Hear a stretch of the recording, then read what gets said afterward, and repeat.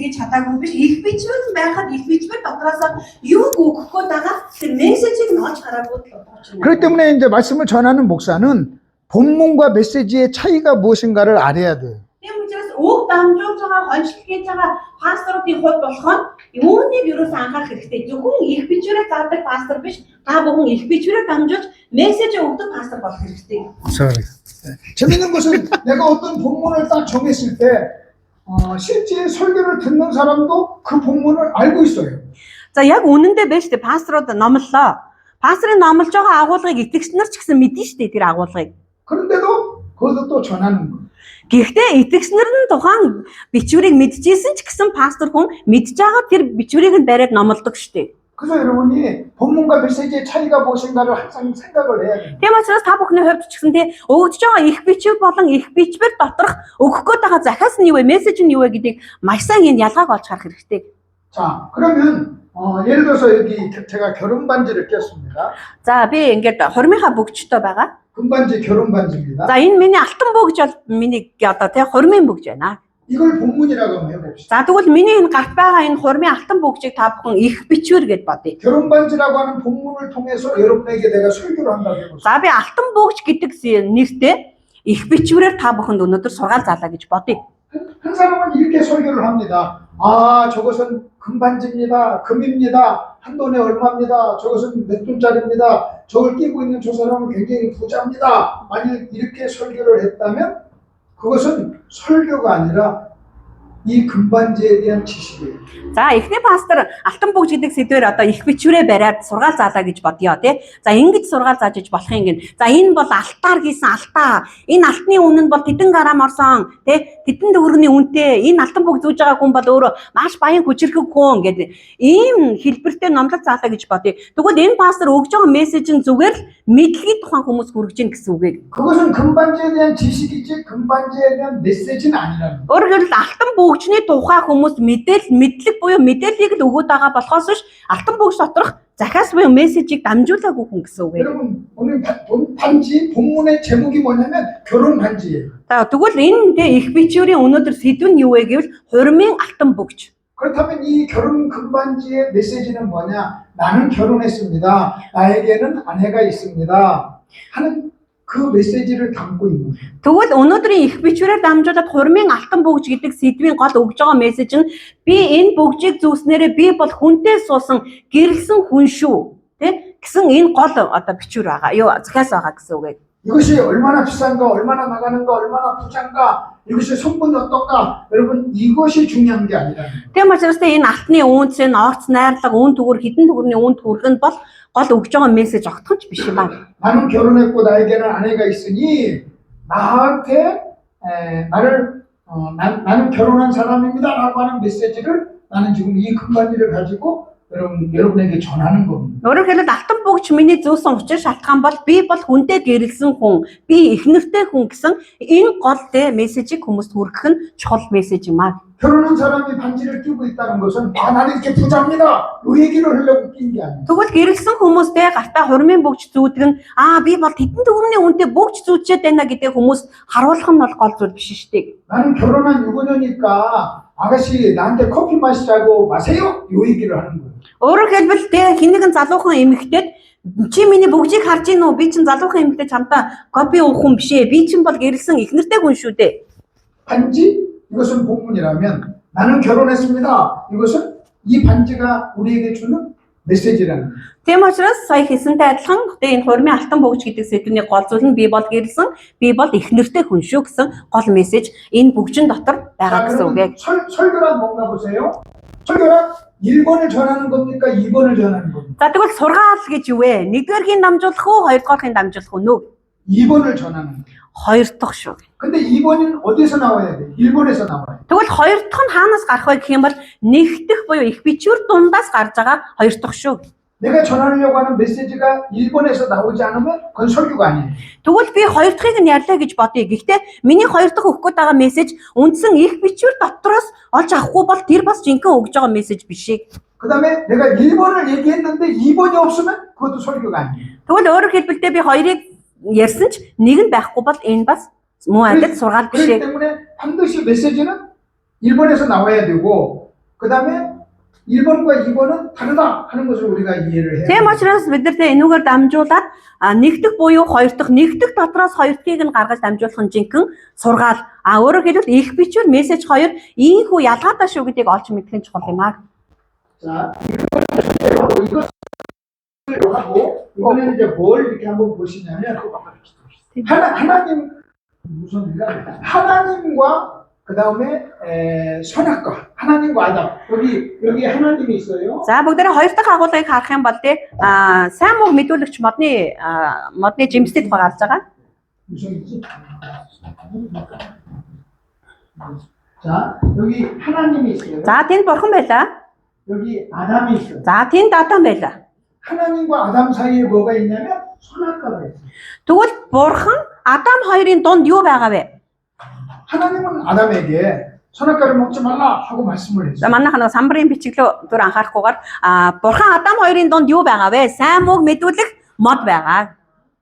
그러니까 어떤 일이 있냐면 여기 하나님과 그다음에 아담 사이에 여러분 선악과가 있다는 거예요. Тэгвэл бурхан адам хоёрын дунд сайн мууг мэдүүлэх мод байгаа гэсэн. 그러면 선악과가 주는 메시지가 뭐냐는 거예요. Тэгвэл сайн мууг мэдүүлэх модоор дамжуулж өгөгдөж байгаа мессеж нь юу юм бэ?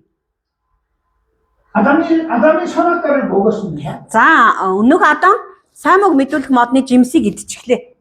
그래서 근데 우리는 아담이 죄를 얘기할 때 아담이 선악과를 먹었다. 아담이 선악과를 먹은 죄를 졌다. 이렇게 말하지 않아요. Тэгвэл бид нар тэн дундаас адам гэм нүгэл үлдчихлээ. Сайн мууг мэдүүлэх модны жимс идчихлээ гэж ярихгүй.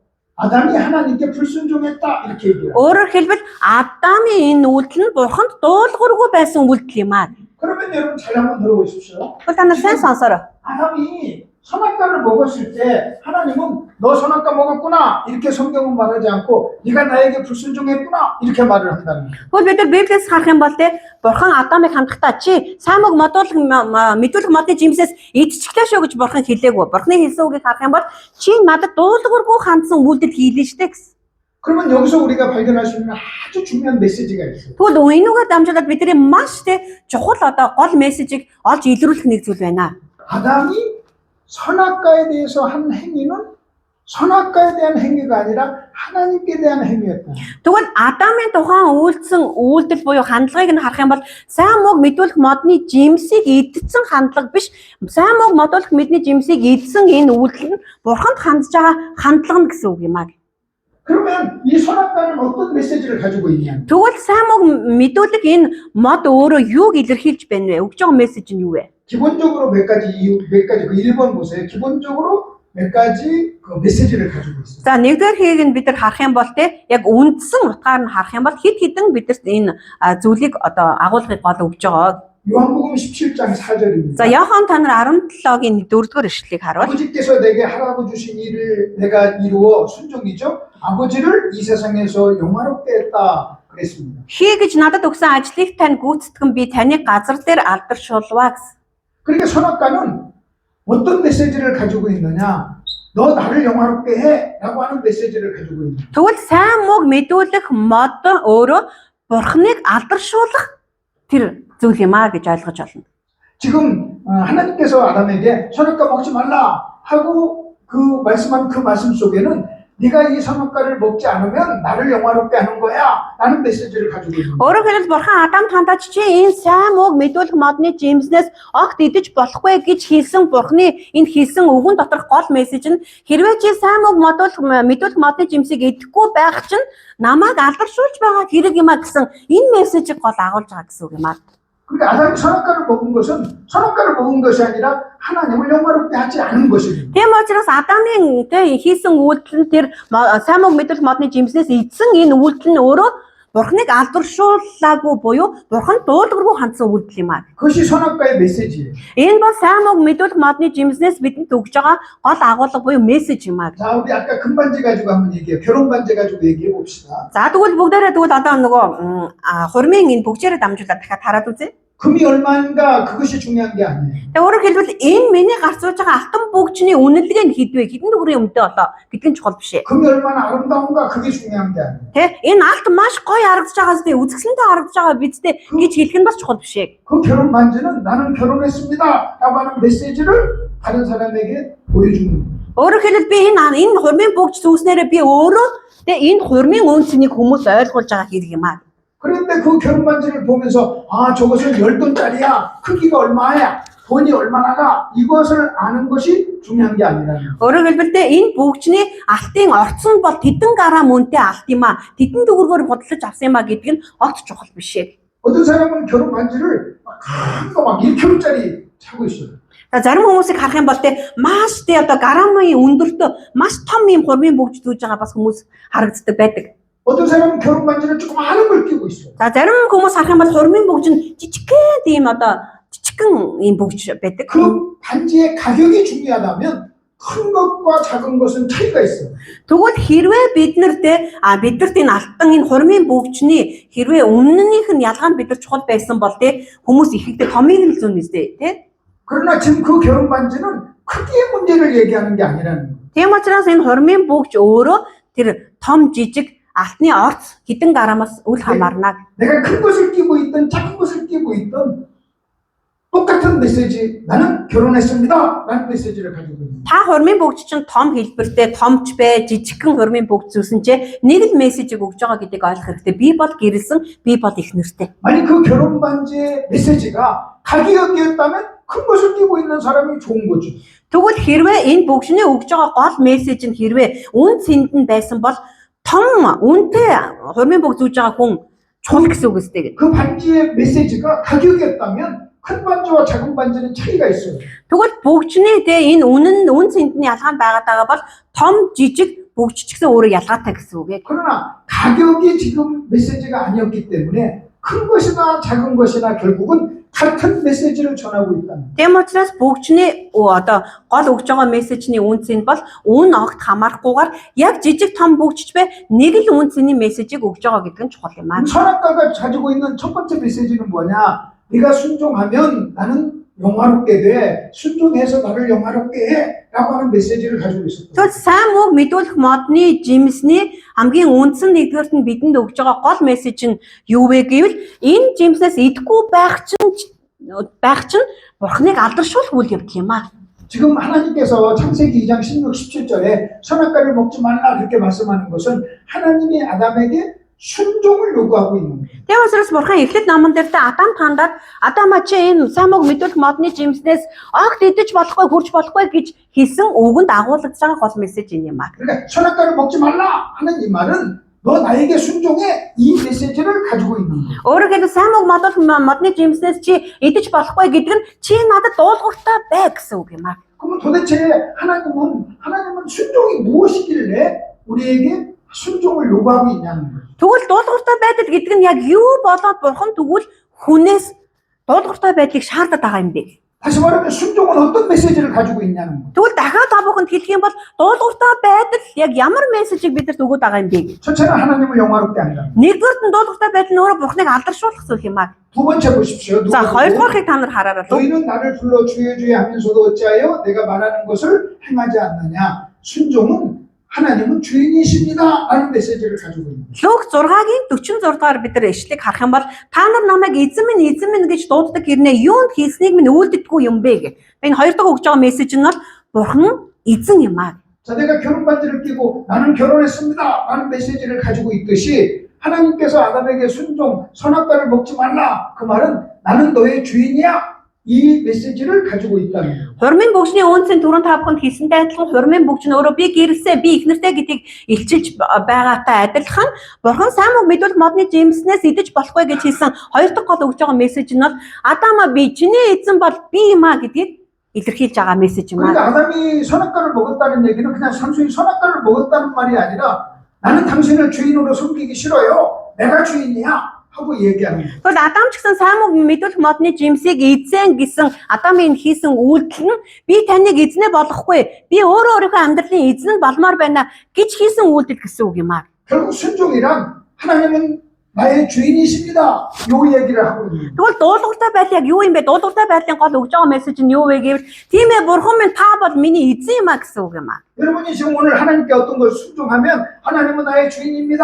요 메시지를 다른 사람에게 보여주고 있는 거예요. Өнөөдөр ч гэсэн та бурханы үгэнд дуулууртайгаар үйлдэж байгаа таны үйлдэлийг хэн нэгэн хүн харахад та тэр хүнд харуулах зүйл чинь бурхан миний амьдралын эзэн юм а гэсэн тэр мессежийг хүмүүст харуулж байгаа гэсэн үг ээ. 만약 여러분이 오늘 하나님께 순종하지 않으면 하나님은 내 주인이 아니라 내가 내 주인이야. 요 메시지를 지금 여러분은 다른 사람에게 보여주는 거예요. Өнөөдөр та бүхний гаргаж байгаа үйлдэл чинь дуулуургүй үйлдэлийг та үзүүлж байгаа бол хэн нэгэнд таны дуулуургүй үйлдэл чинь өгж байгаа мессеж нь бурхан бол миний амьдралын эзэн биш ээ. Би өөрөө өөрийнхөө амьдралын эзэн юм а гэдгийг харуулж байгаа гэсэн үг ээ. 그 신명기에 있는 말씀 보면 순종에 대해서 또 얘기합니다. За, дэд хууль номон дээр гарч байгаа ишлэл ч гэсэн мөн ялгаагүй. 네 행복을 위하여 순종할 것이 아니냐 이거예요. Чамд тушааж байгаа эзний тушаа зарилгуудыг дагаж бүртгэхийг шаарддаг босоо гэсэн. 오늘 네 행복을 위하여 내가 명하는 모든 명령을 지킬 것이 아니냐 지금 그렇게 말씀하고 있습니다. За бүгд яг ишлэгийг нь харах юм бол мөн чиний сайн сайхны төлөө өнөөдөр миний чамд тушааж байгаа эзний тушаа зарилгуудыг дагаж мөрдөхийг л шаарддаг босоо. 그렇기 때문에 하나님께서 선악과를 먹지 마 하고 순종을 요구했다는 것은 나는 네가 행복하게 살기를 원해 이 메시지를 지금 하나님이 전하고 있는 거예요. Хэн бурхан сайн мог мэдүүлэх модны жимснээс чи идэж болохгүй, гар гурж болохгүй гэсэн зүйл нь энэ бол би чамд сайн сайхан зүйлийг өгөхийн төлөөх зүйл юм а гэдэг мессежийг өгж байгаа гэсэн үг. 그 선악과라고 하는 그 말씀 속에는 이런 의미가 있어요. 너 나에게 순종하면 너 행복하게 살 수 있어. 이 메시지를 가지고 있는 거예요. Өөрөөр хэлбэл сайн мог мэдүүлэх модны жимсэн дотор Адамд өгж байгаа гол мессеж нь хэрвээ чи миний өмнө дуулууртай амьдрах юм бол би чамд сайн сайхан зүйлийг өгөх болно. 마귀는 우리를 속이는 자예요. Тэгвэл муу нэгэн бол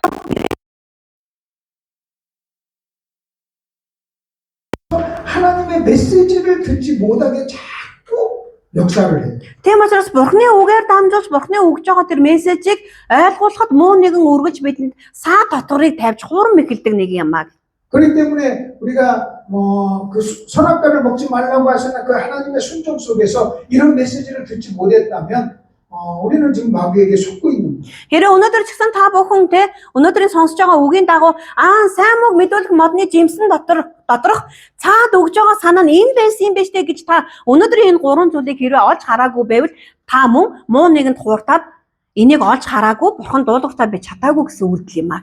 문제 1번에서 자 아까 서론에서는 본문과 메시지의 차이를 얘기했습니다. За би эхлээд хамгийн ихэнд та бүхэнд өмнөх үг болгон их бичвэр буюу мессеж хоёрын ялгаатай тал юу вэ гэдгийг тайлбарласан. 지금 문제 1번에서는 하나님과 아담 사이에 선악과가 있었다 이 얘기를 합니다. За мөн дараагийн та бүхэнд сая тайлбарсан нэгдэх зүйл маань болохоор бурхан Адам хоёрын дундах сайн мог мэдүүлэх модны жимсний гол өгж байгаа гол мессеж нь юу вэ гэдгийг сая тайлбарлаа.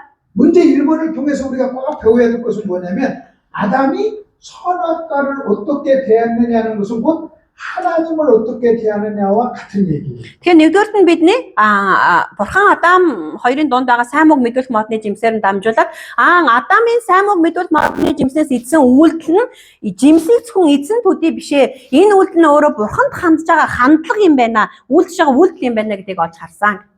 지금 아담은 선악과를 먹었는데 하나님은 아담에게 너 선악과 먹었다 이렇게 말하지 않고 너 나를 왜 무시했냐 하고 지금 이야기를 하는 거예요. Тэгээ учраас бурхан Адамын те энэ болохгүй гэсэн тэр модны жимсээс идсэн үйлдийг чи яагаад энэ жимсийг идчихвэ гэж бурхан огт хэлээгүй. Харин чи яагаад надад чи дуулуургүй хандсан юм бэ?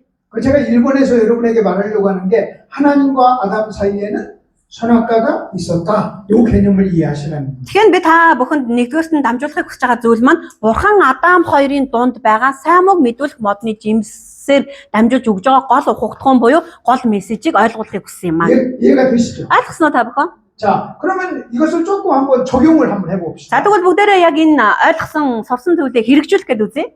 나하고 하나님 사이에 오늘 나하고 하나님 사이에 내 아내가 있어요. За өнөөдөр тэгвэл би болон бурхан бит хоёрын дунд миний эхнэр байгаа. 마치 하나님과 아담 사이에 선악과가 있듯이 나와 내 아내, 나와 하나님 사이, 하나님과 나 사이에 아내가 있어.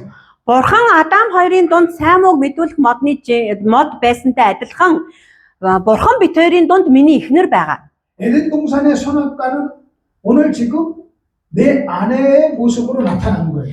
Эден цэцэрлэгт байсан Бурхан Адам хоёрын дунд байсан сайн мууг мэдүүлэх тэр мод өнөөдөр Бурхан битэрийн дунд эхнэрээр байгаа. 내가 만일 아내의 딱이를 한 대 때렸다고 해봅시다. За би эхнэрийнхээ хацрыг алгадлаа, эхнэрийг алгадлаа гэж бодъё. 하나님이 없는 사람, 하나님을 안 믿는 사람은 아 남편이 아내를 때렸어 이렇게 얘기해요. Бурханд итгэдэггүй хүн бол тэр нөхөр эхнэрийг алгадаа зодчихлоо гэж ярих болно. 근데 영적인 시각으로 보면 아내를 귀히 여기라고 하신 하나님의 말씀을 어긴 것입니다. Харин сүнслэг нүдээр сүнслэг одоо байр суурьаар бид нар харах юм бол Бурханы эхнэрийг хайрлж хамгаал гэсэн энэ үгийг зөрчлөө гэж хэлэх болно.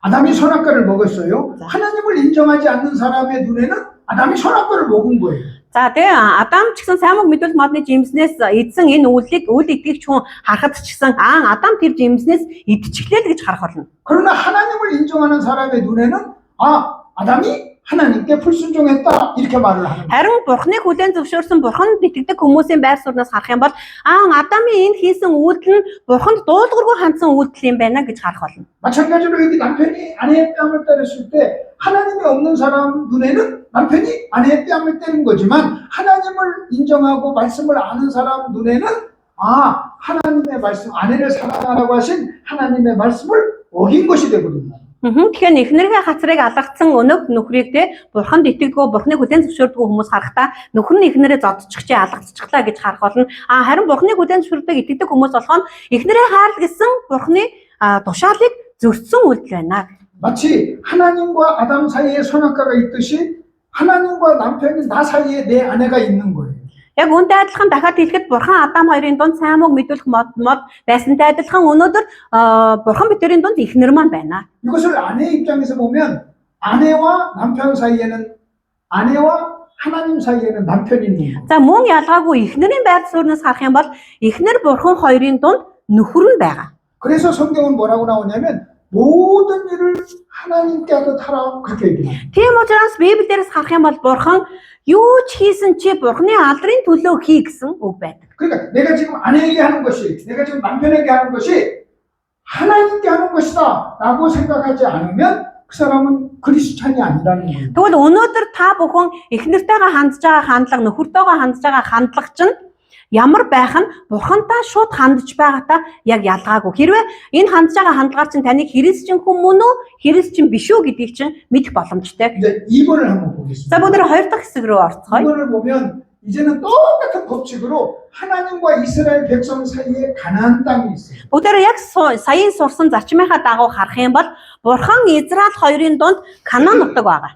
하나님께서 아브라함을 불렀을 때 아브라함을 어디로 인도하냐면 가나안 땅으로 인도해요. Бурхан Авраамыг дуудсан газар нь Бурхан Канаан нутаг руу яваа гэсэн. 그 이번에 나오는 6구절 성경 구절 보면 전부 다 가나안 땅과의 관계를 얘기합니다. Тэгвэл та бүхний гарын авлага дээр байгаа 6 энэ ишлэл өгсөн байгаа энэ хэсгийг бид нар унших юм бол Канаан нутгийн тухай гарч байгаа. 그들이 가나안 땅에 대해서 어떻게 했느냐면 곧 하나님께 어떻게 했느냐와 똑같은 원리가 되는 거예요. Тэгвэл энэ дээр гарч байгаа хүмүүстэй Исаак ба Канаан ингээд бичсэн энэ зүйлүүдийг харах юм бол тэр хүмүүс болон дунд нь байгаа Канаан нутагт хэрхэн хандаж үйлдэл гаргаж байгаа тухай гарч байгаа. 자, 하나님과 아담 사이에 선악과가 있었어요. За, Бурхан Адам хоёрын дунд сайн мог мэдүүлэх мод байсан. 하나님과 이스라엘 백성 사이에 가나안 땅이 있었어요. Бурхан Израиль хоёрын дунд Канаан нутаг байгаа. 선악과를 어떻게 했느냐가 곧 하나님께 한 것이었어요. Тэгвэл сайн мог мэдүүлэх модны жимснээс эзэн нь өөрөө Бурханд хандж байгаа үйлдэл байсан. 그는 가나안 땅에 들어가서 어떻게 가나안 땅을 대했느냐가 그들의 하나님께 대한 태도였던 거예요. Тэгвэл Бурханы очгисан тэр амлалтын газарт хандж байгаа, үйлдэж байгаа тэр үйлдэл нь муу ялгаагүй Бурханд хандж байгаа тэдний үйлдэл байсан. 그렇다면 이제 아까 말한 대로 나하고 하나님 사이에 뭐가 있을까? Тэгвэл би дөрөв та бүхэнд хэлсэн шүү дээ. Бурхан битэрийн дунд яг юу байгаа вэ? 한 장 넘기세요. За бүгдээр арын хуудас руу очицгоё. 하나님과 나 사이에, 하나님과 여러분 사이에 뭐가 있냐? Тэгвэл өнөөдөр та бүхэн бодож үзээрэй. Бурхан та хоёрын дунд юу байгаа вэ? 하나님과 아담 사이에 선악과가 있었고, 하나님과 이스라엘 백성 사이에 가나안 땅이 있었고, 여기 지금 하나님과 남편 사이에 아내가 있고, 하나님과 아내 사이에 여러분 남편이 있고, 하나님과 남편 사이에 아내가 있듯이 오늘 저와 여러분 사이에 하나님과 나 사이에 뭐가 있냐는 거예요. Тэгвэл бурхан Адам хоёрын дунд сайн муу мэдүүлэх модны жимс байсан. Бурхан Израиль хоёрын дунд Канаан нутаг байсан. Бурхан битэрийн дунд миний эхнэр байсан. Эхнэр бурхан хоёрын дунд нөхөр нь байсан. Яг үүнтэй адилхан өнөөдөр тэгвэл бурхан та хоёрын дунд яг юу байгаа юм бэ? 여러분, 우리는 하나님이 안 보이잖아요. Тэгвэл бурхан бидэрт өнөөдөр харагдахгүй шүү дээ. 여러분, 하나님한테 직접 막 하나님을 대듭니까? Тэгвэл ингээд бурхан яг бодтоор бидний нүдэнд харагдаад бид нар бурханд ингэж ханддаг. 그거 아니에요. Үгүй шүү дээ. 그렇기 때문에 하나님과 나 사이에 뭔가 있다는 거예요. Тэгвэл өөрөөр хэлбэл бурхан бидэрийн дунд нэг зүйл байгаа гэсэн үг ээ. 하나님과 아담 사이에 선악과가 있고 하나님과 이스라엘 백성 사이에 가나안 땅이 있듯이 중간에 하나님과 나 사이에 뭔가가 있다는 거예요. Тэгвэл бурхан Адам хоёрын дунд сайн мог мэдүүлэх мод байсан. Бурхан Израиль хоёрын дунд Канаан нутаг байсантай адилхан өнөөдөр бид бүхний дунд ч гэсэн ялгаагүй нэг зүйл байгаа гэсэн үг ээ. 모든 그리스도인들에게 하나님과 나 사이, 모든 그리스도인 사이에 존재하는 것을 신약 성경은 두 가지로 얘기해요. Өнөөдөр бүх христчин хүмүүст мөн ялгаагүй үүнтэй адилхан зарчмаар харах юм бол бидний дунд зүйл байгаа. Энийг хуучин гэрээс харах юм бол хоёр зүйлээр бидэрт хэлдэг. 하나는 이렇게 얘기합니다. Нэгдүгээрт нь 범사에 감사하라고. бүх зүйлд талархах гэж хэлдэг. 그러면 여러분 보세요. 범사에 감사하라 이 말이나 선악과를 먹지 말라 이 말이나 똑같잖아요. Тэгвэл та нар боддоо бурхан бидэнд хандаж хэлэхдээ бүх зүйл талархах гэж хэлсэн. Энэ үг нь сайн мууг мэдүүлэх модны жимсээс идэж болохгүй гэсэнтэй яг утга нэг зүйл юм аа. 그러니까 여러분의 생애에 만나는 사건, 여러분이 만나는 모든 사건은 하나님과 여러분 사이에 존재하는 거예요. Өнөөдөр та бид бүхний амьдрал тохиолдож байгаа бүх зүйл бурхан бид хоёрын дунд байгаа зүйл юм аа. 여러분은 여러분의 인생에 다가오는 범사에 대해서 어떻게 했느냐 그것은 그 범사에 대한 여러분의 태도가 아니라 하나님에 대한 태도라. Тэгвэл өнөөдөр бидний амьдрал тохиолдож байгаа бүх таны амьдралд учирч байгаа бүх зүйлийн өмнө та яаж нүүр тулж яаж харьцаж байгаа чинь тэр асуудал хандаад байгаа юм биш. Бурхны өмнө та ямар үйлдэл гаргаад ямар хандлага гаргаад байгаа та яг ижил зүйл юм аа. 또 하나님과 나 사이에 또 있는 게 있어요. За өшөө өмнө бурхан бидрийн дунд өшөөний байгаа зүйл байгаа гэдэг. 항상 기뻐하라고. Үргэлж баяртай бай гэсэн. 항상은 여러분 하나님과 나 사이에 있는 거예요. Үргэлж гэдэг энэ үг бурхан бидрийн дунд байгаа шүү. 항상은 시간이에요. 여러분 지금 이 시간이에요. Үргэлж гэдэг зүйлтэй цаг хугацаанд хамаарж байгаа зүйл биш. Яг одоо энэ зүйл. 2시 30분을 여러분이 어떻게 대하느냐가 곧 하나님에 대한 태도라는 거예요. Одоо тэгвэл 2 цаг 30 минут болж байна. Өнөөдрийн 2 цаг 30 минутанд та ямар үйлдэл хийгээд сууж байгаа чинь бурханд хандж байгаа хандлага юм аа. 믿지 않는 사람들은 하나님이 없으니 범사에 어떤 사건을 만나도 하나님과 연관을 안 시켜요. Тэгвэл үйл итгэгч хүмүүсийн хүнд амьдралдаа тулгарч байгаа бүх зэрэг үйл явдал процессыг бол бурхантай холбож тэд хардаггүй. 어떤 시간을 만나도 하나님과 연관을 안 시켜요. Өөрөөр хэлбэл ямар нэгэн цаг төлөвлөлөө ч юм уу те тухайн цагийг зарцууллаа гэсэн ч гэсэн бурхны алдартай холбож тэр цагаа оруулдаггүй. 근데 우리는 하나님을 인정하는 사람이기 때문에 나에게 다가오는 모든 사건, 그다음에 모든 시간 속에서 누구를 생각해야 되냐면 하나님을 생각해요. Тэгвэл өнөөдөр энэ сууж байгаа бид бүхний тулд бурхныг хүлээн зөвшөөрдөг, бурханд итгэдэг хүмүүсийн хувьд амьдралдаа тулгарч байгаа, учирч байгаа бүх зүйл буюу бүх цаг хугацааг бурхны алдрын төлөө төлөвлөдөг хүмүүс. 우리가 이 사실을 잘 인정하면 우리 삶에 혁명이 일어나요. Хэрвээ бид нар энэ зүйлийг яг ингэж харах юм бол бидний амьдралд өөрчлөлт бий болох болно. 어떤 사람이 이렇게 신앙생활하는 사람이 있어요. 아, 나는 하나님을 사랑해. 그런데 나는 남편이 싫어. 있을 수가 없어요. Гэтэ за нэг итгэж ингэж хэлээ гэж бодъё. Би бурханд үнэхээр их хайртай. Гэтэ би нөхөртөө дургүй үзэн яддаг. 나는 하나님을 사랑해. 그러나 내가 아내는 사랑하지 않아. 여러분 이런 있을 수가 없는 거예요. Би үнэхээр бурханд хайртай. Гэхдээ би эхнэртэй дургүй хүрдэг. Ийм зүйл байх ямар ч боломжгүй юм аа. 여러분 하나님을 직접적으로 불순종할 수 없어요. Та яг боддоор шууд бурхан дуулуургүй хандж байгаа үйлдэлээ. 자, 내가 지금 물을 마시고 싶어요. За би усуумаар байна. 내가 우리 자매님한테 물 좀 떠다 주세요 했어요. За би үдээд хандаад надаа ус хийгээд ирээч гэж хэллээ. 그때 저 자매님이 내가 물 좀 떠다 주세요 했을 때 그 물 좀 떠다 주는 그 사건이 곧 나에 대한 태도예요. Тэгвэл надад үйлдэж байгаа ус авчирч өгж байгаа тэр үйлдэл надад хандж байгаа түүний хандлага буюу үйлдэл 그래서 지금까지 우리가 1번, 2번을 통해서 이걸 좀 정리하면 좋습니다. Тэгвэл та бүхэн 1 2 сая заасан миний энэ заасан зүйлүүдийг маш сайтар ингээд тий ойлгоод ингээд 하나님과 아담 알아라. 사이에 선악과가 있었고 Бурхан Адам хоёрын дунд сайн мууг мэдүүлэх мод байсан. 하나님과 이스라엘 백성 사이에 가나안 땅이 있었듯이 Бурхан Израиль хоёрын дунд Канаан нутаг байгаатай адил. 아담은 선악과에 대한 행동이 곧 하나님에 대한 행동이었고 Адам сайн мууг мэдүүлэх модны жимснээс эзэн түүний үйлдэл нь Бурханд хандсан үйлдэл байсан. 가나안 땅에 대한 태도가 하나님에 대한 태도였던 Канаан нутагт хандсан тэдний үйлдэл мөн адил Бурханд хандсан тэдний үйлдэл байсан.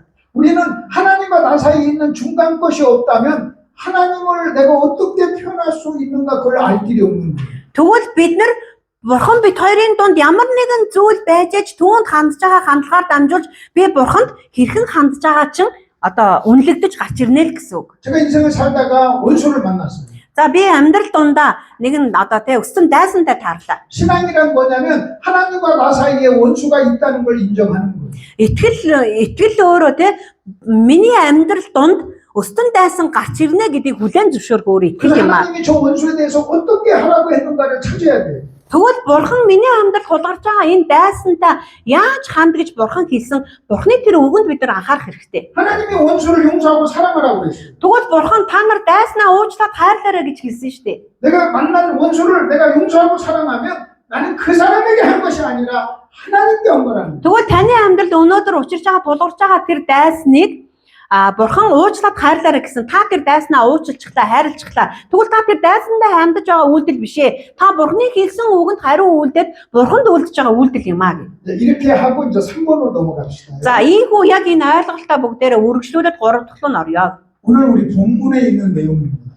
Тэгвэл энэ бол өнөөдөр үндсэн яг их доторх тэр агуулга юм аа.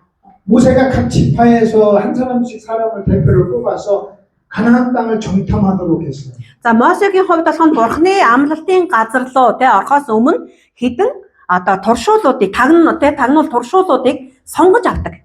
가나안 땅은 이미 하나님께서 이스라엘 백성에게 주시기로 약속하신 땅이에요. Канаан нутаг ямар нутаг вэ гэвэл аль хэдийнэ Бурхан Израилийн ард түмэнд өгнөгэд амлажсан амлалтын нутаг байсан. 여러분 가나안 땅에 대한 별명을 아십니까? Тэгвэл Канаан нутгийн та нар хочийг мэдхүү гэв. 가나안 땅을 젖과 꿀이 흐르는 땅이라고. За хоч буюу нэрлсэн нэршил нь болохоор сүү балаар бэлгсэн нутгаа гэж гардаг. 또 가나안 땅을 뭐라고 하냐면 약속의 땅이다. Өөр Канаан нутгийг юу гэж нэрлсэн бэ гэх юм бол амлалтын нутгаач гэж хэлдэг. 여러분 이 두 가지는 굉장히 중요합니다. Тэгвэл энэ хоёр Канаан нутгийг илэрхийлсэн энэ үг маш чухал үг шүү. 그러니까 그들은 이 두 가지를 이제 기억하면서 오늘 말씀을 좀 한번 보자고요. Өнөөдөр та яг энийг бодонгоо саяын Канаан нутгийг илэрхийлсэн үгүүдийг бодонгоо энэ үндсэн агуулга руу орцгоё. 여러분 이미 내용 스토리는 다 아니까 내가 간단하게 설명할게요. Тэгээд энэ агуулгын үйл явдлыг та нар маш сайтар мэдж байгаа учраас одоо хөнгөн явъя. 12명 그 사람들은 각 지파에서 뽑힌 대표이기 때문에 굉장히 똑똑한 사람들이에요. За овог болгоноос сонгосон энэ туршуулууд учраас овог болгоныг төлөөлж байгаа сонгож авсан туршуулууд учраас маш ухаантай энэ хүмүүс байсан. 각 지파에서 가장 똑똑한 사람 뽑아서 가나안 땅으로 보내서 그들은 40일 동안을 가나안 땅을 정탐을 했어요. За овог болгоноос сонгож авсан энэ мэрэгэн ухаантай энэ хүмүүс 40 өдрийн турш Канаан нутгийг судлах болсон. 그러면 이 12명이 가나안 땅에 들어가서 40일 동안 가나안 땅을 정탐하고 관찰을 했는데 그들이 본 것이 뭐예요? Тэгвэл энэ 12 овгоос сонгогдсон өнөөг туршуулууд Канаан нутагт очоод 40 өдрийн турш тантахаар судлахдаа тэдний олж мэдсэн зүйл нь юу байсан бэ? 그들이 본 것을 우리는 현실이라고 해요. Тэдний олж харсан тэдэнтэй учирсан зүйлийг бид нэр бодит байдал гэж нэрлэнэ. 오늘 설교 제목이 현실 어떻게 반응할 것인가. Өнөөдрийн сургалтын үндсэн нэр маань болохоор бодит байдалтай хэрхэн хандах вэ гэсэн сэдвийн дагуу явагдаж байгаа. 현실이란 눈앞에 나타난 사실이에요. Тэгвэл бодит байдал гэдэг нь юу вэ гэвэл яг миний амьдралд яг одоо тулгарч байгаа тэр бодит үннийг хэлж байгаа юм аа гэж. 거짓이 아니에요. Өөрөөр худал зүйл биш гэсэн үг. 그러니까 12명이 가나안 땅에 들어가서 본 것은 거짓말이 아니고 현실, 사실이었어요. Тэгвэл 12 туршуул Канаан нутагт бодит байдалтай учирсан гэдэг маань худал тэдний ярьсан зүйл биш, бодитоор нүүр тулсан үнэн зүйл гэсэн үг ээ. 거기는 우리보다 큰 사람들이 있었어요. Тэгээ өөрөөр хэлбэл тэднээс маш том биетэй хүмүүс байсан. 힘이 센 사람들이 있었어요. Маш хүчрхэг хүмүүс байсан. 그것은 현실이었어요. Энэ бол тэдэнтэй нүүр тулсан бодит үнэн байсан. 그것은 사실이었어요. Энэ бол үнэн зүйл.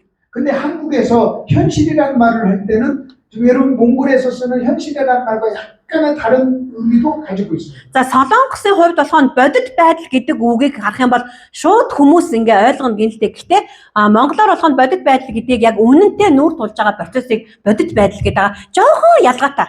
여기 처녀 총각이 오늘 결혼식을 합니다. За өнөөдөр нэгэн ганц бие байсан хоёр хос гэрлээ. 그런 결혼하면서 야 이제는 행복할 거야. 앞으로 행복한 일만 있을 거야. 라고 생각을 해요. За өнөө хоёр хос гэрлж байгаа юм чинь өнөөдрөөс эхлээд үнэхээр бид хоёр нэг гэр бүл болоод үнэхээр аз жаргалтай сайхан гэрэлтэй амьдралаар амьдрнаа. 근데 막상 살다가 보면 결혼 생활에 어려움을 만나요. Гэж бодсон өнөө хоёр хос маань гэрлээд нэгэн гэр бүл болоод амьдрсан чинь маш олон асуудлуудаа нүүр тулж эхэлдэг. 행복할 줄 알았는데 Уг нь аз жаргалтай. Уг нь хүнтэй суух чинь үнэхээр л аз жаргалтай гэж бодоод амьдрсан чинь эсрэгээр маш хүнд зүйлүүдэд нүүр тулсан. 그것을 한국에서는 결혼의 현실이라고. Үүнийг болгон Солонгосоор гэрлэлтийн бодит байдал гэж хэлээд байгаа. 근데 결혼할 때까지는 몰랐어. Өөрөөр хэлбэл өнөө гэрлэлтийн бодит байдлыг гэр бүл болохоос өмнө бол ганц бие байхдаа бол огт мэдээгүй гэсэн. 결혼하면 행복할 거라고 생각했어. Өөрөөр хэлбэл зүгээр тэдний бодсон зүйл нь болохоор гэрлэл хүнтэй суучгал юм бол гэрэлтийн амьдрал бүхэлдээ аз жаргалтай сайхан байх болно гэж бодсон. 막상 결혼했는데 싸워. Гэсэн чинь яг бодитоор хүнтэй суугаад гэрэлсэн чинь хэрэлдэл эхэлсэн. 그게 결혼의 현실이에요. Энэ бол гэрлэлтийн бодит байдал юм аа. 자, 교회를 개척을 했어요. За чуулган байгууллаа. 큰 꿈을 안고 개척을 했어요. За маш том одоо сэтгэлийг өвдлөөл нээлээ. 사역을 하다 보면 사역의 현실을 만나요. Тэгээд нөгөө том өрөөдөл том сэтгэл өвөрлөл чуулгандаа нээсэн чинь яг үйлчлээд бодит чуулгандаа үйлчлэнгууд олон асуудлуудаа нүүр тулж эхэлсэн. 그래서 결혼의 현실, 사역의 현실이란 내가 생각지 않은 어려움을 만나는 것을 현실이라고. Тийм учраас гэрлэлтийн байдал өөрөөр хэлбэл шин чуулган байгуулад учирч байгаа тэр чуулганы бодит байдал бол амьдралд учирч байгаа тэр хэцүү асуудал бэрхшээлийг бодитоор үнэнтэй нүүр тулахыг хэлнэ. 그래서 한국에서는 현실이라는 말을 할 때 현실은 차갑다라고 표현을 해요. Тэгээд Солонгос ч гэсэн бодит байдал гэдэг үгийг хүмүүс сонсоод мэдрэхтэй ийм хүүтэн гэх юм уу тийм байдлаар мэдэрдэг гэх. 현실은 냉정하다 이렇게 얘기해요. Өөрөөр хэлбэл ийм жоохон ийм хүүтэн зэвүүцмээр, чихүүцмээр тийм зүйл шүү бодит байдал. 나는 한국에서 오면서 여기서 현지인 목사님들께 세미나를 하면 내가 강의를 하면 아멘을 잘할 거라고 생각을 했어요. За би болох нь ингээд Монголын яг чуулганд гол үйлчилж байгаа пастор хончлагч нарт би яг бодит үйлчилж байгаа хүмүүс сургаал заана. Тэд нар миний сургаалыг сонсохдоо амен гэж хүлээж авандаа гэд бодоод өсөөлөд ирсэн. 근데 막상 현실은 아멘을 하나도 안 한다. Тэгсэн чинь би өнөөдөр хүртэл яг ингээд үргэлжлэн цаг минутын турш та нар дундаас нэгч бодит үнэн амен гэж хинч хэлээгүй. 이것을 현실이라고. Энэ бол надтай нүүр тулж байгаа өнөөдрийн бодит байдал юм аа. 그렇다면 여러분이 하나 아셔야 돼요. 모든 인생은 각자 자기 나름대로의 현실을 만나고 있어요. Өнөөдөр бүх хүмүүсийн амьдрал өөрсдийн нүүр тулж байгаа бодит үнэн гэж байгаа. 어떤 사람은 돈이 많아. 그러니까 돈은 많지만 다른 부분의 현실을 만나. Зарим хүмүүсийн хувьд хангалттай идэж ууж амьдрах мөнгөтэй. Гэхдээ мөнгөтэй ч гэсэн тэр хүн өөрийн гэсэн бодит байдалтай нүүр тулаад амьдарч байгаа. 돈은 많은데 만일 건강이 안 좋아. За магадгүй мөнгө нь элбэг байлаа ч гэсэн эрүүл мэндийн хувьд тааруу байж болох юм аа. 이게 인생의 현실이에요. Энэ бол тухайн хүний бодит амьдралаа нүүр тулж байгаа үнэн бодит байдал юм аа. 돈도 있고 건강해. За мөнгөтэй байлаа. Бас эрүүл чирэг байлаа. 근데 자식이 속썩여.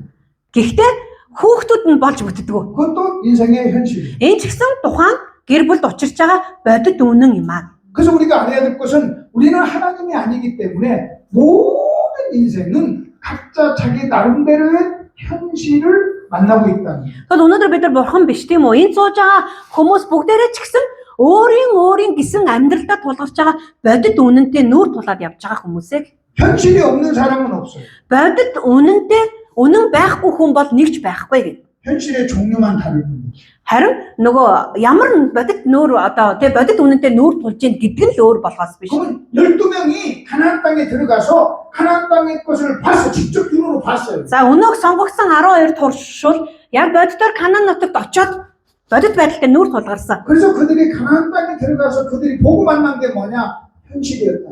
Өөрөөр хэлбэл 12 туршил Канаан нутагт яг бодит тэр үнэнтэй буюу асуудалтай яг боддоор нүүр тулсан гэсэн. 그들은 나보다 컸어. Бид нар очоо харсан чи үнэхээр биднээс том биетэй хүмүүс байсан. 나보다 강했어. Биднээс маш хүчрхэг хүмүүс байсан. 그건 다 그들이 만난 현실이었어. Тэдэртэй яг үнэнээр боддоор нүүр тулсан тэр нөхцөл байдал байсан. 그러면 여기서 우리가 하나 질문해야 될 질문이 있어요. Өнөөгөр дамжуулаад өнөөдөр бид нар нэг асуултыг асуух хэрэгтэй. 신앙이란 그 현실을 믿음으로 해결하는 거예요. Итгэл бол нүүр тулж тулгарч байгаа бодит асуудалд итгэлээр хандахыг хэлдэг. 우리는 현실의 종류만 다를 뿐이지 현실을 맞았다는 것은 다 똑같은 거예요. Өнөөдөр энэ сууж байгаа би та бүхэнд хүн болгон өөрийн гэсэн бодит байдалтай өнөөдөр нуур тулж байгаа. Их баг өөрийнхөөрөө. Гэхдээ бидний яаж хандах нь итгэлээр хандж гэнэ үгүй юу гэдгийг л чухал юм аа. 우리는 목회를 하다가 목회 현실을 만나서 목회 그만둬야지 이렇게 생각하고 목회를 그만두지만 목회를 그만뒀을 때 또 다른 현실을 만나는 거예요. Өнөөдөр тэгвэл тэ пасторуудын хувьд ч гэсэн үнэхээр хончлын үйлчлэл хийгээд үнэхээр хэцүү нөгөө бодит байдалтай нүүр тулгараад зарим пасторууд хончлынхаа үйлчлэлээ болдог. Гэсэн ч гэсэн тэр пасторын хувьд хончлын үйлчлэлээ зогсоосон ч гэсэн дахиад амьдрал дахиад бодит үнэнтэй нүүр тулнаа. 내가 이 남자하고 이 여자하고 사는 것이 너무 힘들어. 현실 너무 고통스러워. 그래서 그 현실을 피하고 도망가지만 또 다른 현실을 만나는 거예요. Тэгвэл зарим хүмүүсийн хувьд те сууж байгаа хань ижлээгээ үнэхээр энэ хүнтэй амьдрахад хэцүү байна гэд тэр амьдралаа зогсоолооч гэсэн дахиад амьдралын өөр нэгэн бодит үнэнтэй тодорхой 무슨 생각을 해야 되냐면 이 세상에서 현실을 만나지 않은 사람은 없다. 그것을 여러분이 받아들이셔야 돼요. Тийм учраас өнөөдөр бидний гол ойлгох зүйл маань болох нь өнөөдөр амьдарч байгаа бүх хүн бодит үнэнтэй нүүр тулахгүй нэг ч хүн байхгүй гэсэн энэ бодит үннийг бид нар хүлээн зөвшөөрөх хэрэгтэй. 다만 저 사람이 나에게 자기가 만난 현실을 말하지 않을 뿐이지 현실이 있다는 거예요.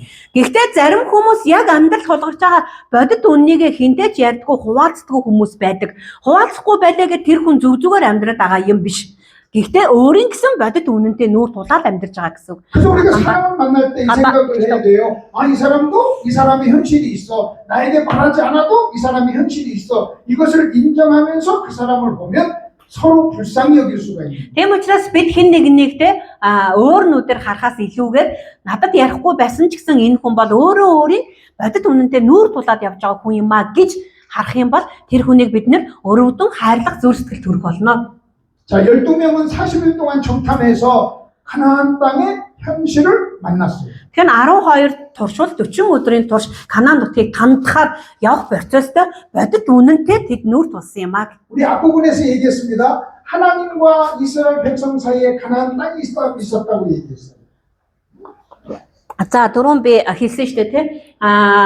Бурхан Израилийн ард түмний донд болох нь Канаан нутаг байгаа гэж. 가나안 땅을 어떻게 대하느냐가 하나님에 대한 태도라고 얘기했어요.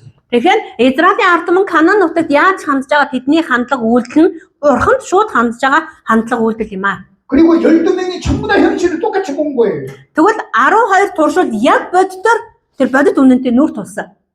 근데 10명은 와가지고 뭘 얘기했냐면 현실만 보면서 불평하고 원망했어요. Гэхдээ 12 туршилууд яг адил бодит үннийг мэдрээд тулгараад буцаж ирээд 10 өөр 2 нь өөр зүйлийг ярьдаг. 근데 두 사람도 현실을 봤지만 그들은 현실을 붙잡지 아니하고 말씀을 붙잡았어요. Өөрөөр хэлбэл 10 бодит үнэнтэй нүүр тулсан бодит нөхцөл байдлыг ярьсан бол 2 нь итгэлийн нүдээр тулгарсан бодит байдлаа үгийн дагуу ярьсан. 현실만 본 사람들은 저 사람들이 우리 죽일 거야, 우리는 죽을 거야 이렇게 해석을 했어요. Зөвхөн бодит байдлыг харсан 10 туршил болох нь тэр газар бид нар орох юм бол үхнэ. Тэд нар биднээс том биетэй үжирхгээ. Бид нар тэнд ер нь үхнэ гэсэн. 근데 그 현실을 말씀으로 해석한 사람, 믿음으로 반응한 사람은 하나 저들은 우리 밥이야 하고 얘기했어요. Харин эсвэргээрээ тэр 12-ийн 2 туршил нь бодит үнэн бодитоор мэдрээд хэцүү байдлыг тулгарсан ч гэсэн итгэлээр бид нар үнэхээр амралтын газар орох болно, ялах болно, туслах болно гэсэн итгэлээр үгээр тэд харсан. 여러분 10명만 현실을 본 게 아니에요. Тэгэхээр 10хан хүн л тэр бодит байдлыг хараад хоёр нь хараагүй гэсэн үг биш шүү дээ. 두 명도 현실을 본 거예요. Өөрөөр хэлбэл итгэлээр харж хандж байгаа хоёр туршуулч гэсэн мөн адил харсан тэр 근데 бодит байдлыг. 10명과 2명의 결정적인 차이가 있어요. Тэгвэл энэ 10 туршуул болон 2 туршуулын хандж байгаа энэ хандлагын ялгаатай тал байна. 10명의 마음과 생각 속에는 현실만 존재했어요. Тэгвэл энэ 10 туршуул зүгээр бодит яг харсан тэр мэдэрсэн бодит нөхцөл байдлаа ярьсан харсан. 근데 2명의 생각 속에는 하나님의 말씀이 있었어요. Өнөөх хоёр харин туршуулын бодол санаан дотор болох нь Бурхны амлалтын үг буюу итгэл байсан. 2명은 하나님의 말씀으로 현실을 본 거예요. Өөрөөр хэлбэл хоёр туршуул бол Бурхны үгийн дагуу тухайн нөхцөл байдлыг харсан. 오늘 우리도 마찬가지예요. Өнөөдөр ч гэсэн энэ сууж байгаа бид бүхэн ялгаагүй. 우리가 현실을 만났을 때 Өнөөдөр бид бүхэн ч гэсэн бодит нөхцөл байдалтай тулгардаг.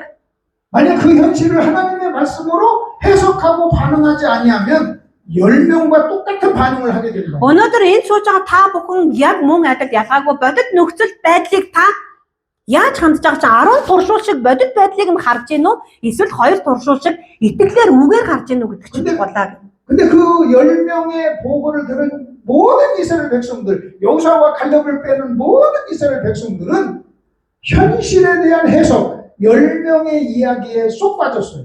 Тэгвэл 12 туршуулыг тандаад буцаад ирэхэд Израилийн ард түмний хариу хандлага ямар байсан бэ гэвэл Йошуа, Калеб хоёроос бусад нь 10 туршуулын бодит нөхцөл байдалд бүгдээрээ автаж орхисон юм аа. 그래서 우리가 알아야 될 것은 지금도 여러분 하나님 없이 현실만 보면 강력한 설득력이 있다는 거예요. Өнөөдөр ч гэсэн та бүхэн мөн ялгаагүй те бид нар амьдрал дондаа бодит олон үнэнтэй тулгарх үед итгэлийн нүдээр Йошуа, Калеб хоёр шиг харж чадахгүй бол та мөн адил Израилийн ард түмэнтэй адил бодит нөхцөл байдалд та одоо автах болно гэнэ. 여호수아와 갈렙을 뺀 나머지 모든 사람들은 현실에 반응을 하면서 그것이 얼마나 무서운 죄인가를 몰랐던 거예요. Тийм учраас Израилийн ард түмэн ч гэсэн 10 туршуулын тэр бодит нөхцөл байдалд автснаас болоод гэм нүгэл ямар амар юм бэ гэдгийг тэд мэдээгүй. 이스라엘 백성들의 입장에서 보면 10명의 말이 설득력이 있었어요. Өөрөөр хэлбэл Израилийн ард түмэн 10 туршуулын тавигдж байгаа тэр тайлан нөхцөл байдлыг ярьж байгаа яриа нь ятгах чадвартай байсан юм аа. 이스라엘 백성들은 똑같이 10명의 이야기도 들었고 2명의 이야기도 들었습니다. Тэгэхээр Израилийн ард түмэн 10 туршуулын ч гэсэн яваад ирсэн тандсан тайлаг сонссон 2 туршуулын ярьж байгааг ч гэсэн сонссон шүү дээ. 근데 그들은요 10명의 이야기가 훨씬 더 좋게 설득력 있게 옳게 들렸던 거예요. 12-ийнх нь 12 хүний яриаг сонсон ч гэсэн хоёрын нь биш яг 10 хүний бодит нөхцөл байдалд тэр ятгуулж орхисон юм аа. 그러니까 내가 내 주변에 여러분 10명과 같은 현실적인 이야기를 하는 사람이 있을 때 그 말이 매우 설득력 있게 들린다는 거예요. Тэгвэл та нар бодороо өнөөдөр та ямар нэгэн бодит байдалтай тий хэцүү нөхцөл байдалтай тулгарлаа.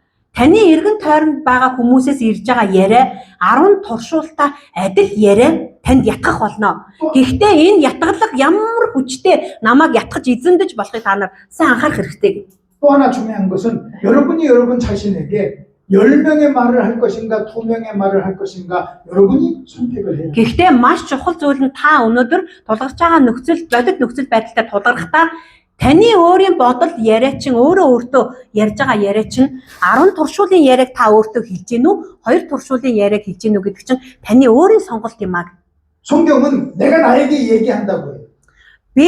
Библи надад өөрөө ярьдгаа гэж хэлдэг. 그것을 자기 대화라고. Энэ бол өөртөө ярих яриа. 그 시편 기자 보면 내 영혼아 너는 어찌하여 낭망하느냐 자기가 자기에게 얘기하는 거예요. Тэгээд бид нар ч дуулал намаас харах юм бол тэ өөртөө ярьж байгаа ятгалын үгүүд гардаг шүү дээ. 다윗은 이렇게 얘기해요. 아 내가 여기 있다가는 사울에게 죽지 하고 자기가 자기에게 얘기하면서 타락하게 됐어요. Тэгээд Давид ч гэсэн тэ өөртөө ярьж байгаад эцэст нь тэр өөрөө завхаарлын гимнүгэл думдаг.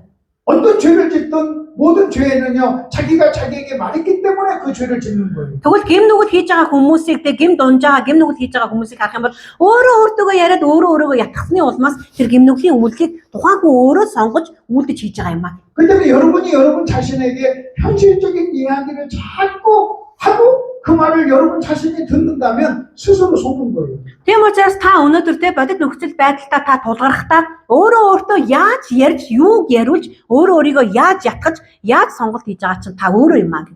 자, 그 결론입니다. За тэгвэл одоо дүгнэлт рүү орцгоё. 하나님의 말씀으로 Бурхны үгээр 하나님의 말씀으로 현실을 해석하고 바라보자는 거예요. бүгдээрээ Бурхны үгээр өнөөдөр амьдрал тулгарч байгаа бодит нөхцөл байдлыг Бурхны үгээр харцгаая. 오늘 설교 제목이 뭡니까? Өнөөдөр бид нар үзэж байгаа гол сэдэв маань юу вэ? 현실 어떻게 반응할 것인가? Бодит байдалд хэрхэн хандах вэ? 다시요. 현실 여러분 따라서 Бүгдээрээ хамтдаа намайг дагаад хэлээ. 현실 어떻게 반응할 것인가? Бодит байдалд хэрхэн хандах вэ? 여러분은 여러분 나름대로 여러분만의 현실을 다 가지고 있어요. Тэгэхээр энд сууж байгаа хүн нэг бүр өөрийн гэсэн амьдралын бодит үнэнтэй нүүр тулаад явж байгаа. 여러분이 여러분 자신에게 여러분의 현실을 말하지 말라는 거예요. Тийм учраас та өөрөөдөө зөвхөн бодит үннийг битгий яриач. 내가 나에게 말하는 현실의 말에 내가 수용해서는 안 된다는 거예요. Харин та өөрөөдөө хэлж байгаа бодит үнэнтэй тулгарч байгаа яриандаа та бүү автаж ятгуулаач.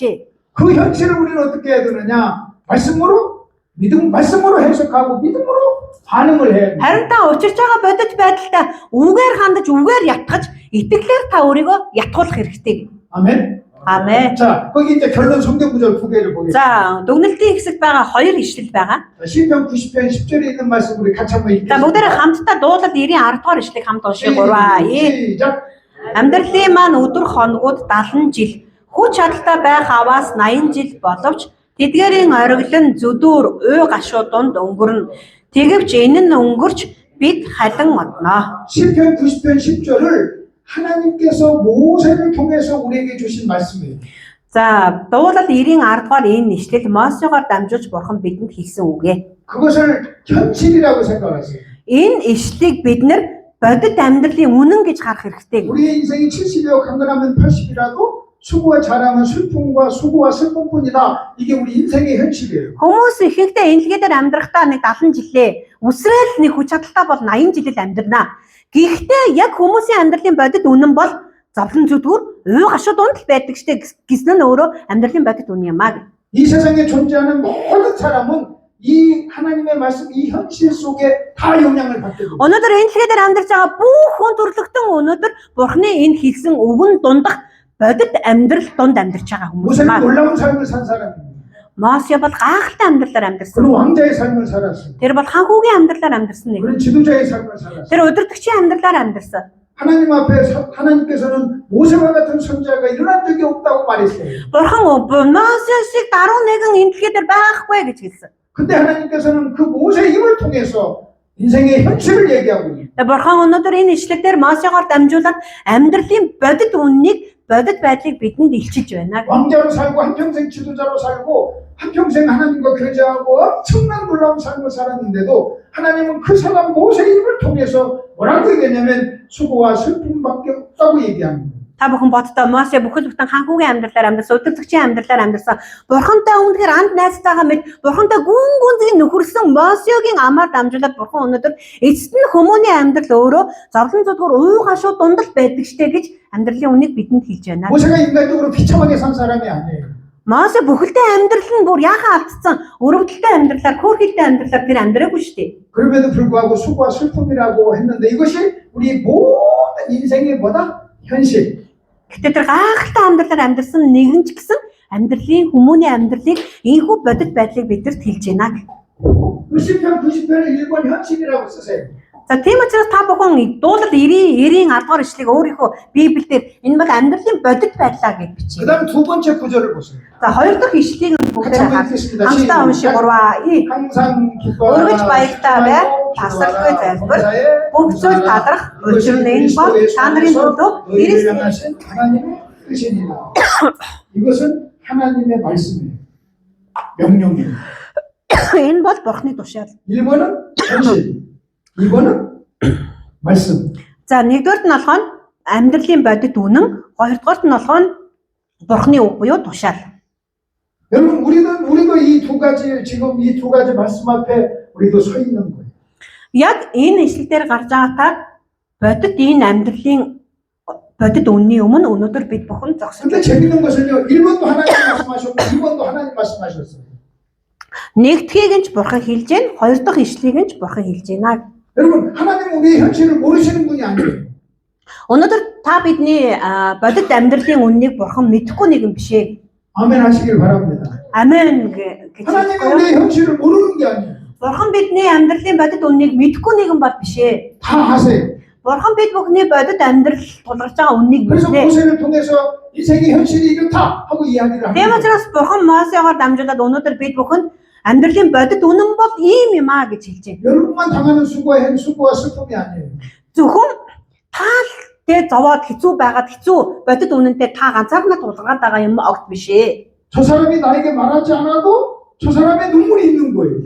Өнөөдөр энэ хүн надад амьдралынхаа бодит үннийг яриаггүй ч гэсэн тэр хүн нулимстайгаар тэр өөрөө бодит үнэнтэйгээ тулаад явж байгаа. 근데 하나님은 그 일본인 그 사람에게 항상 기뻐하라, 범사에 감사라고 얘기하고 있어요. Тийм учраас бурхан бодит үнэнтэй тэр тулгараад нүүр тулаад хэцүү амьдарч байгаа нэг нь чи үргэлж баяртай бай, тасралтгүй залбираа гэж хэлж байна. 하나님은 가나안 땅에 그런 큰 사람들이 있다는 걸 몰랐던 분이 아니에요. Тэгвэл бурхан Канаан нутагт тантгаар явсан туршуудуудын үгээр гарч байгаатай адилхан Канаан нутгийн хүмүүс авраг том биетэй хүчрэг хүмүүс гэдгийг бурхан мэдээгүй биш шүү дээ. 근데 그 땅에 쳐들어가서 싸우라고 얘기해요.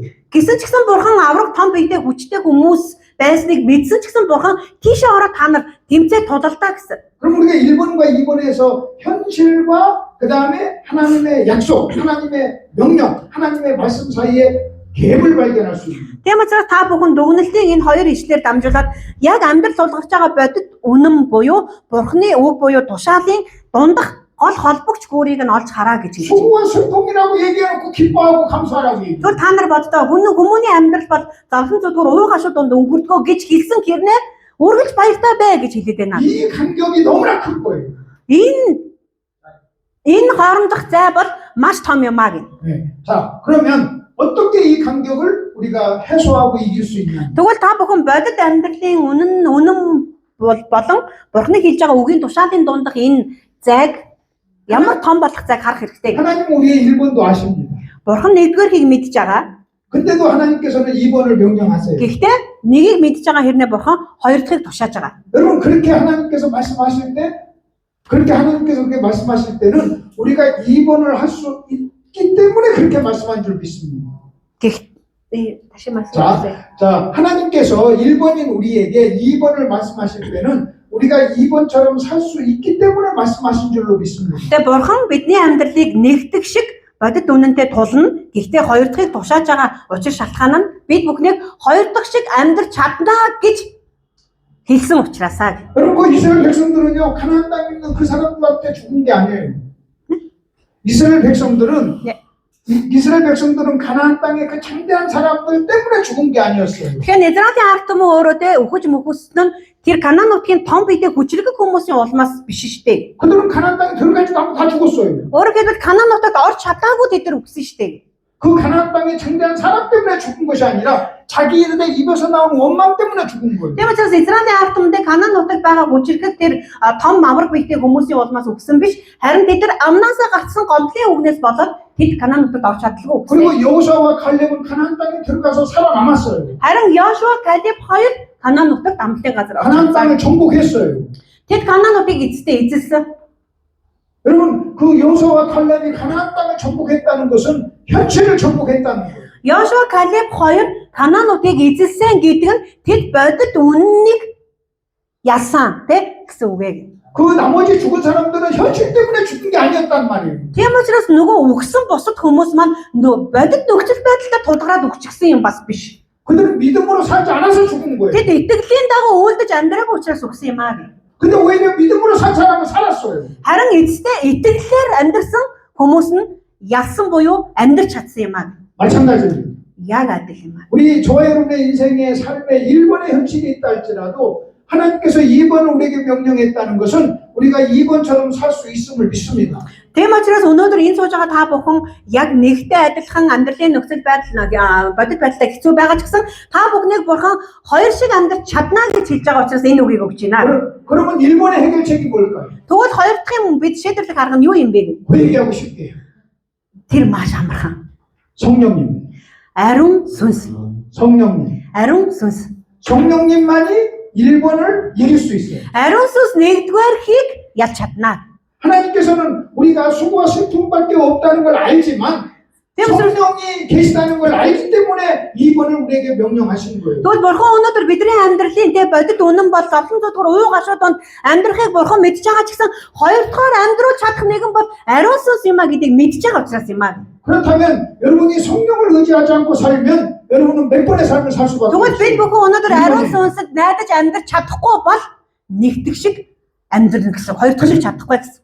만약 성령을 의지하지 않으면 1번의 삶을 살지만 성령을 의지하면 비록 1번의 현실을 만나도 2번의 삶을 살 줄로 믿습니다. Тэгээ учраас ариун сүнсэнд бид найдаж амьдрах чадахгүй бол нэгдэх шиг бодит нөхцөл байдал дундаа ялагдаж амьдрна. Ариун сүнсэд найдаж чадвал нэгдэх буюу бодит нөхцөл байдалтай тулгарсан ч гэсэн хоёр дахь шиг амьдрах чадна. 여러분이 목회를 하면서 Тэгээ өнөөдөр бид бүхэн хончлын үйлчлэл хийх 여러분이 явцдаа 인생을 살아가면서 бид бүхэн өнөөдөр амьдралынхаа явцад 결혼 생활을 하면서 бид бүхэн өнөөдөр гэр бүлийн амьдрал дундаа 여러분은 현실을 만납니다. бодит нөхцөл байдалтай нүүр тулдаг.